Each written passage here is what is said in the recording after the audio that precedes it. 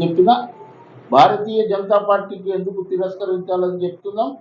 తర్వాత BRS party ఇవి last ఎన్నికలు. ఆయన చెప్తున్న అందరికీ రాత్రి కళలు పడితే ఆయన పగటి కళలు పడతాయి. ఎందుకంటే రాత్రిలో టాపిక్ ఎక్కువ తీసుకుంటాడు, రాత్రిలో అన్నీ మర్చిపోయే పరిస్థితులు ఉంటాయి.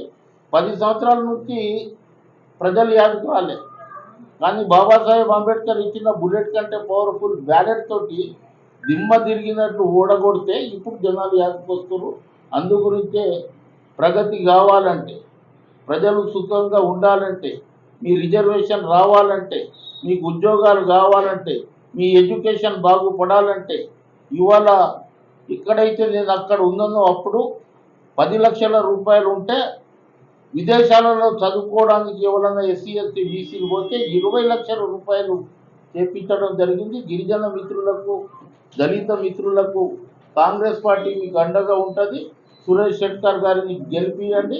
సురేష్ షెట్కర్ వారి కుటుంబం గిట్ట ఫ్రీడమ్ ఫైటర్ కార్డు నుంచి వాళ్ళు ఇక్కడ ఉన్నారు, ఏ సంపాదించడానికి రాలేదు, పాలిటిక్స్లో పోగొట్టుకోవడానికే వచ్చారు. అందు గురించి సురేష్ షెట్కర్ అటువంటి నిజాయితీ పరిస్థితి గెలిపించండి.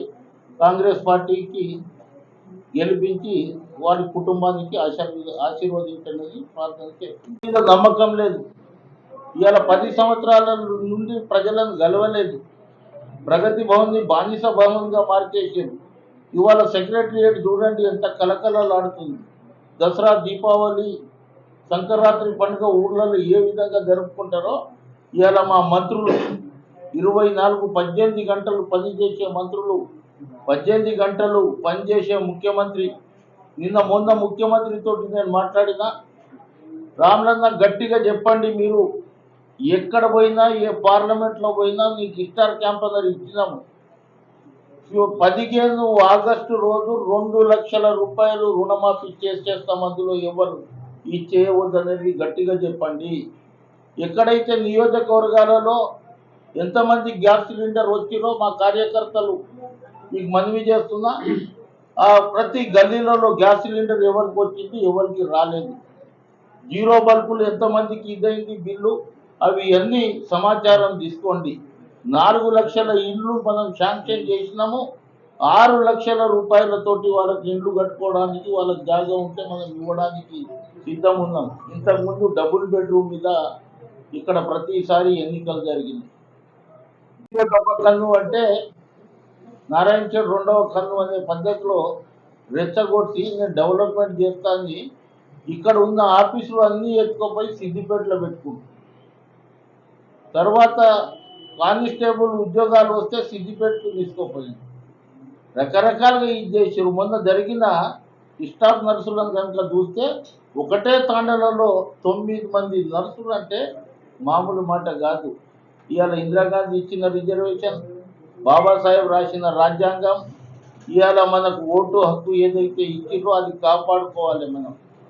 ఇవాళ చాలా భయంకరమైన పరిస్థితిలో భారతీయ జనతా పార్టీ 1925లో ఆర్ఎస్ఎస్ పుట్టింది. 2024 అంటే 100 సంవత్సరాలు. ఆర్ఎస్ఎస్ పుట్టిందే రిజర్వేషన్లకు వ్యతిరేకంగా.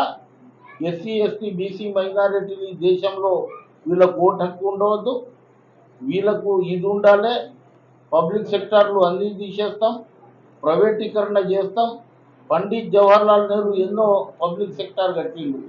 తర్వాత లాల్ బహదూర్ శాస్త్రి, తర్వాత శ్రీమతి ఇందిరాగాంధీ, తర్వాత మురార్జీ దేశాయ్, తర్వాత రాజీవ్ గాంధీ, తర్వాత విపి సింగ్, తర్వాత చంద్రశేఖర్, ఐకే గుజరాల్, దేవాగౌడ, అనేక మంది ప్రధానమంత్రులు ఎక్కడైతే భారతదేశం ఉందో వాళ్ళు కట్టిరు. కానీ అటల్ బిహారీ వాజ్పేయి వచ్చిన తర్వాత భారతీయ జనతా పార్టీ 13 కట్టింది, 7 అమ్మింది. ఎక్కడికెత్తి మొదలైంది. ఎస్సీ ఎస్టీ బీసీ మైనారిటీ సోదరులకు ఒక విజ్ఞప్తి చేస్తున్నాను, మీ రిజర్వేషన్ రావాలంటే కాంగ్రెస్ పార్టీకి ఓటేయాలి.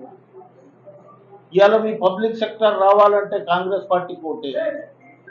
ఇవాళ బిహెచ్ఎల్ అటువంటి సంస్థలు, డిఫెన్స్, ఆ రోజు బాగారెడ్డి సాబ్, ఇందిరాగాంధీ, అప్పారావు షెట్కర్, సురేష్ షెట్కర్ అందరు కలిసి ఇక్కడ ఇండస్ట్రీస్ అభివృద్ధికి ఇచ్చేసారు.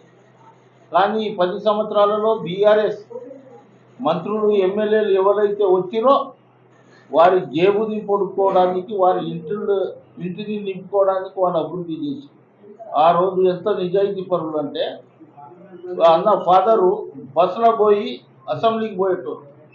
నేను చిన్నగా ఉన్నప్పుడు చూసేటోది రిక్షా కార్డు నుంచి ఓల్డ్ ఎమ్మెల్యే క్వార్టర్స్ కూడా రిక్షా ఇచ్చేసి అసెంబ్లీకి పోయేటోళ్ళు. అటువంటి శాసనసభ్యులు మేము చూసాం కళ్ళారా. కానీ ఇవాళ శాసనసభ్యులు మొన్న మా భూపాల్ రెడ్డి అంటుండే రాములు నాయక్కి తొక్కేసిన, సంజీవ్ రెడ్డిని దొక్కిన, సెట్కార్ని దొక్కిన. 23లో మేము ముగ్గురం కలిసి తొక్కుడు దొక్కితే ఎక్కడ ఉన్నాడో అడ్రస్ తెలియదు. మళ్ళీ మీ దగ్గర ఎన్నికలకు వస్తాడు, 5,000 రూపాయలు ఓటుకు పంపుతాడు. ఇచ్చిండు మొన్ననే ఒక 2 కోట్ల రూపాయలు పార్టీ ఫండ్ వచ్చేసింది. కానీ ఇవాళ బీఆర్ఎస్ పార్టీ ఎన్నికలు లాస్ట్ ఎన్నికలు. ఎందుకంటే టీఆర్ఎస్ బై బీఆర్ఎస్ అయింది, బీఆర్ఎస్ బై రేపు ఎన్నికల తర్వాత వీఆర్ఎస్ అయిపోతుంది. గోవింద భజ గోవింద, కేసీఆర్ కుటుంబం గోవింద వస్తుండో అక్కే బార్ 400 పార్ అంటుండు. మీకు బిహెచ్ఎల్ ఉండాలన్నా, డిఫెన్స్ ఉండాలన్నా, మిదాని ఉండాలన్నా, ఎన్ఎఫ్సి ఉండాలన్నా, మీకు హెచ్ఏఎల్ ఉండాలన్నా, మీకు ఉద్యోగాలు కావాలన్నా, మీ పిల్లలకు రిజర్వేషన్ రావాలన్నా, ఇక్కడ గొంతు ఇప్పే ప్రశ్నించే గొంతు కావాలన్నా, రేపు పార్లమెంట్లో మీ సమస్యలు మాట్లాడాలన్నా మీరు కాంగ్రెస్ పార్టీ హస్తం గుర్తు సురేష్ శెట్కర్ గారు అంతకుముందు ఎమ్మెల్యే చేసిండు, ఎంపీ చేసిండు. ఆయన ఎంపీ చేసిన తర్వాత జైరాబాద్ పార్లమెంటు అనేక అభివృద్ధులు తెలంగాణ రావడంలో ప్రధాన పాత్ర పోషించిండు.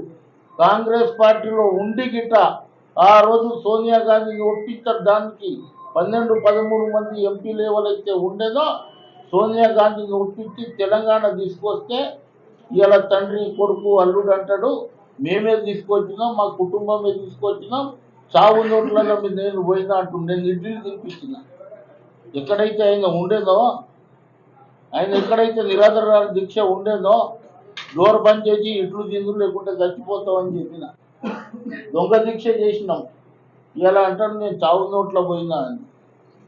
ఇవాళ పదవులు పోయినా పర్వాలేదమ్మా, తెలంగాణ ఇస్తే మీ పదవుల్లో మీకు గవర్నమెంట్ రాదని తెలిసినా కూడా మొన్న నేను ఒక మాజీ ముఖ్యమంత్రి దగ్గర కూర్చున్న గంట 40 సేపు ఆయన అన్నాడు 10,000 లక్షల కోట్లు నాకు కనుక ఇస్తే అమ్మా తెలంగాణ ఉండదు ఏముండదు అని ఒక ఆంధ్ర ముఖ్యమంత్రి చెప్తే నో నేను మాట ఇచ్చిన 1,200 మంది చనిపోయారు, 41 సీట్లు ఇచ్చిన ఆంధ్రప్రదేశ్ 3 ముక్కలు అవుతాయి, అక్కడ గవర్నమెంట్ వస్తుంది ఇక్కడ గవర్నమెంట్ రాదు, కేంద్రంలో రాదు అని గిట్ట చెప్పిన సోనియా గాంధీ దీక్ష పూనుకొని నేను మాట ఇచ్చిన ఏ గవర్నమెంట్ వచ్చినా పర్వాలేదని 10 సంవత్సరాలు అయింది. ఈ గవర్నమెంట్ రాహుల్ గాంధీ మళ్ళీ దేశ ప్రధాని కావాలి అని అనుకుంటే కాంగ్రెస్ పార్టీ కోటేది. నేషనల్ హైవే సంబంధించింది ఎక్కడ 4-5 వేల ఎకరాల భూమి అందుబాటులో ఉండి దానికి మన ల్యాండ్ ఎక్వైర్ చేసి ఒక ఇండస్ట్రియల్ హబ్ గా ఈ ప్రాంతంలో చాలా మంది నిరుద్యోగ యువకులకు మంచి పరిశ్రమలు పెద్ద వస్తే చదువుకున్న చాలా మంది యువకులకు కూడా ఉద్యోగ అవకాశాలు ఈ ప్రాంతం వస్తాయి, ప్రాంతం అభివృద్ధి అవుతుంది. చాలా మంది మీరు చెప్తా ఉంటారు ప్రెస్ వలసలు ఎట్లా నివారిస్తారు సార్ అని. రేపు మరి ఈ రహదారి ఏర్పడటం వల్ల ఆ హబ్ మనకు మన ముఖ్యమంత్రి గారి సహకారంతో కాంగ్రెస్ సహకారంతో రేపు కేంద్ర ప్రభుత్వం కూడా మీరు చూస్తూ ఉన్నారు. మోదీ గారు మాట్లాడే తీరు మారిపోయింది. ఏదైతే ఫస్ట్ సెకండ్ ఫేజ్ ఎన్నికల్లో ఆ నమ్మకంతో లేడైనా 200 కన్నా ఎక్కువ సీట్లు రావని తెలుస్తా ఉంది.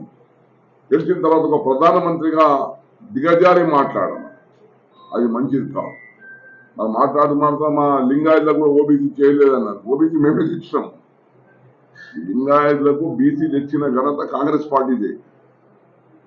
మరి ఆ బీవీ పాటిల్ గారు మరి నేను లింగాయతున్నా నేను చెప్పడానికి నిన్న ప్రయత్నం చేసిన, మోదీ గారు కరెక్ట్ ఇన్ఫర్మేషన్ ఇచ్చినట్టు లేడు, అది చేయలేకపోయారు కాంగ్రెస్ వాళ్ళు అన్నారు. కానీ కాంగ్రెస్ మా స్టేట్ లో మేము ఎప్పుడో 9లోనే కాంగ్రెస్ పార్టీ చేసినాము అని నిన్న సభలో ఆయన మెన్షన్ చేసినందుకు చెప్తా ఉన్నాను. అంటే ఇప్పుడు కేంద్రంలో కూడా చేసే అధికారం వాళ్ళకు ఉండే కానీ వాళ్ళు చేయలేదు. కానీ రేపు మా ప్రభుత్వం వస్తే నేను అది కూడా చేస్తాం. మేము మరి రిజర్వేషన్ విషయంలో ఇప్పుడే రాములు నాయక్ గారు చెప్పినట్లు అప్స్కి బార్ 400 అంటేనే అందరూ డౌట్లో పడిపోయింది. ఎందుకంటే ఈ రిజర్వేషన్ ప్రక్రియను తీసేయాలన్నది మరి ముందు నుంచి ఆర్ఎస్ఎస్ సిద్ధాంతం. బీజేపీ నడిచేది ఆర్ఎస్ఎస్ సిద్ధాంతం పని, వాళ్ళ బేసిక్ ఫౌండేషన్. అన్నాడు గాంధీకి ఏం చంపినారు, అని గాంధీ ఏమన్నాడు, దేశంలో ఉన్న అన్ని మతాలు కలిసి ఉండాలా, సెక్యులర్ ఉండాలని గాంధీ అన్నందుకే కదా గాంధీ కొట్టిండు. ఎందుకు కొట్టిండు? గాంధీ అన్నాడేంది, ఈ దేశం అన్ని మతాలకు సంబంధించింది, సెక్యులర్ దేశం ఉండాలి అన్నది. God save RSS men. ఆయన నో నో ఇది హిందూ దేశంగానే ఉండాలని ఆయన అన్నందుకే ఆయనకు మరి గాడ్ సేవ్ చంపడం. అంటే సభలో, బీజేపీ సభలో మరి మోదీ గారు కూడా మాట్లాడుతూ మేము ఎన్నో అభివృద్ధి కార్యక్రమాలు చేసినాం, ప్రత్యేకంగా ఈ జాతీయ రహదారి కూడా మేమే చేసినామని చెప్తాం. బీవీ పాటిల్ కూడా అదే మాట చెప్పినారు. కానీ మీకు అందరికి తెలుసు, మొన్న రేవంత్ రెడ్డి గారి సభలో నేను గజెట్, ఇది గవర్నమెంట్ ఆఫ్ ఇండియా గజెట్, ఇది నేను ఎంపీగా ఉన్నప్పుడు మరి గజెట్ రూపంగా గవర్నమెంట్ ఆఫ్ ఇండియా రిలీజ్ చేసిన గజెట్ 13లో మరి ఆనాడు దీనికి జాతీయ రహదారి చేసి మరి 4 లేన్ల రోడ్డు ఈ ప్రాంతానికి రావాలని, నాందేడ్ అపోలా టు అక్కడ నాగ్పూర్ వరకు పోవాలని, అంటే చెప్పిన పని కూడా మేము చేసినామని చెప్తాం. ఆనాడు నేను ఎంపీగా మరి నా ప్రయత్నం, మరి ప్రభుత్వం వాళ్ళు ఉండొచ్చు, కానీ తెచ్చి మొదలుపెట్టింది ఎవరనేది ముఖ్యం. ఇప్పుడు మా జైరాబాద్ లో కేంద్రీయ విద్యాలయం తెచ్చాను నేను, అది 10 ఏళ్ల కింద తెచ్చాను. మరి బీవీ పాటిల్ మన జూకల్లో మద్నూరు కేంద్రీయ విద్యాలయం తెచ్చాను 10 సంవత్సరాల క్రితం చెప్పాడంట. ఇప్పటికీ కేంద్రీయ విద్యాలయం చేయలేదు. వాటి మోడల్ స్కూల్సే కానీ మా 15 మోడల్ స్కూల్స్ ఉన్నాయి. ఏది మన పార్లమెంట్ నియోజకవర్గం, మన నూతన మోర్గి ఉంది ఇక్కడ, ఏది పెద్ద శంకరాంపేట, అంటే మన కాన్స్టిట్యున్సీ. అట్లా 15 model school, model degree college మన నారాయణఖేడ్ చూసినారు కదా, మంచి మోడల్ డిగ్రీ కాలేజ్ మొత్తం కేంద్ర నిధులతోని.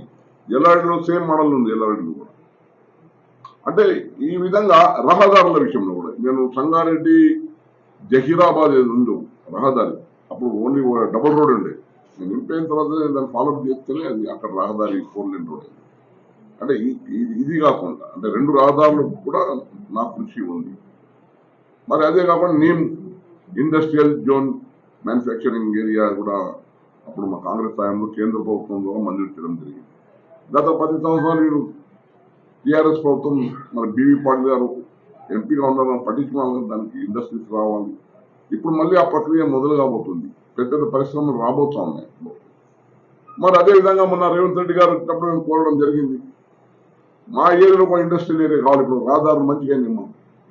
ప్రత్యేకంగా ఈ అందోల్ నియోజకవర్గము మరి నారాయణఖేడ్ జూకల్, దీనికి మంచి రహదారి ఏర్పడ్డది, పరిశ్రమ రావడానికి తయారున్నారు. మరి వారికి అన్ని సౌకర్యాలు మేము కల్పిస్తే ఇక్కడ పరిశ్రమల హబ్ కూడా ఏర్పాటు చేస్తామని కూడా మన రేవంత్ రెడ్డి గారు అన్నారు. కనీసం మేము అన్నాం, తప్పకుండా మా ఏరియాలో 4 నుంచి 5 వేల ఎకరాలు మేము సేకరిస్తాం, ఐడెంటిఫై చేస్తాం త్వరలోనే. ఆర్మేషన్ అది.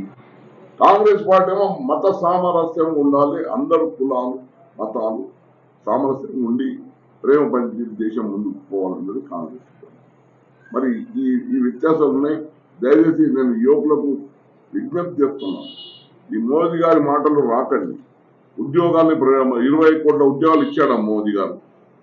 20 సంవత్సరానికి 2 కోట్ల ఉద్యోగాలు అన్నాడు. 20 కోట్ల ఉద్యోగాలు రావాల్సింది. మరి 20 కోట్లలో కేంద్రంలో ఉన్న 30 లక్షల ఉద్యోగాలు భర్తీ చేయలేదు. ఇప్పుడు మా రేవంత్ రెడ్డి గారు కాంగ్రెస్ ప్రభుత్వం 3 నెలలైనా 30,000 ఉద్యోగాలు ఇచ్చినామని, ఈ వచ్చే సంవత్సరం వల్ల 1,00,000 మీద మన ఉద్యోగాలు ఇచ్చే కార్యక్రమం నడుస్తూ ఉంది. మరి ఈ విధంగా దేశాన్ని తప్పుదో పట్టే ప్రయత్నం చేస్తా ఉన్నాం. దాంతోపాటు బీవీ పాటిల్ గారు మన తెలుగు భాష కూడా మాట్లాడాడు. ఆయన 2 సార్లు మన టీఆర్ఎస్ పార్టీ మీద గెలిచినాడు. ఆ కారులో గాలి నడుపుతున్నా దాంట్లో గెలిచాడు. సిద్ధాంతాలు లేని బీవీ పాటిల్, ఆయనకు సిద్ధాంతాలు లేవు, ఆయన బిజినెస్ నడవాలా, ఆయన కాంట్రాక్ట్ నడవాలన్నది. మరి కారు గాలి దిగిపోయిందని భూమి మీద ఎక్కి కూర్చుంది. అంటే ఒక సిద్ధాంతాలు లేని నాయకుడు ఆయన, పని చేయని నాయకుడు ఆయన, అందుబాటులో ఉన్న నాయకుడు ఆయన. మరి అటువంటి వ్యక్తి కావాలన్నా మీకోసం ఒకటే సిద్ధాంతపరంగా. ఇప్పుడు మా కుటుంబం, ఇప్పుడే మా రామనాయకు చెప్పాడు, మా పెద్దోళ్ళ నుంచి 75 సంవత్సరాలుగా, స్వతంత్రం 75 సంవత్సరాలు, స్వాతంత్రం ముందు కూడా కాంగ్రెస్ పార్టీ ఆధ్వర్యంలో మా పెద్దలు అప్పారావు షెట్కర్ గారు కానీ శివరావు షెట్కర్ కానీ ఇప్పుడు నేను 35 సంవత్సరాల నుంచి రాజకీయంలో వచ్చి పార్టీ ఎప్పుడైనా మేము పెట్టినాము ఏమైనా ఓడినా గెలిచినా ఒకటే పార్టీ అంటే నిరంతరం సిద్ధాంతపరంగా నేను అనేది ఏంటంటే సిద్ధాంతపరంగా మా పోరాటం. మరి ఇప్పుడు బీవీ పార్టీలు సిద్ధాంతం లేదు ఏం లేదు, బిజినెస్ పార్టీలు నాకు ఏ విధంగా ఏంటంటే లాభం అవుతుంది, ఏ విధంగా పది ఉంటుంది అన్నది. మరి దాంట్లో బీజేపీ వాళ్ళు కష్టపడి బీజేపీకి ఇస్తే సంతోషం ఉండే. చాలా మంది బీజేపీ టికెట్ అడిగినారు, ఎన్నో సంవత్సరాలు కష్టపడే వాళ్ళు ఉంటారు. మరి వాళ్ళకి ఇవ్వకుండా ఈయన ఒక్కరోజు పరిస్థితి ఏంది అనేది అంటే నిజమైన కారే కదా పక్కకు పెట్టి ఒక బిజినెస్ కు డబ్బులు వాడున్నాడని తెచ్చి మీరు కండువా తప్పి ఓట్లేండి అభివృద్ధి చేస్తాడంటే ఎట్లా నమ్మాలి?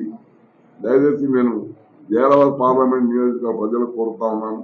2 సార్లు మరి ఆయనకు అవకాశం ఇచ్చిండ్రు, మరి ఆయన ఫలితాలను చూసిండ్రు. నేను నా ఫలితాలను కూడా చూసిన. తెలంగాణ కావాలంటే తెలంగాణ కోసం పోరాడింది, అభివృద్ధి కార్యక్రమాలు కావాలంటే అభివృద్ధి కార్యక్రమాలు గంటాపరంగా చెప్పగలుగుతాను. బీవీ పాడినతో డిబేట్ పెట్టమని నేను అన్ని ప్రూఫ్ తో సిద్ధంగా ఉన్నాను. నేను ఏం చేసినాను 5 సంవత్సరాలు ఆయన 10 సంవత్సరాలు ఏం చేసినాను అది చెప్పాలా. జాదా నేను తెచ్చినా అంటాడు, దాన్ని నీవెట్లో తెచ్చినా బాబు జీవో ఎక్కడిది? మరి నేను తెచ్చిన పని కంటిన్యూ వచ్చినాము, నువ్వు ఎంపీగా ఉన్నావు అంతే.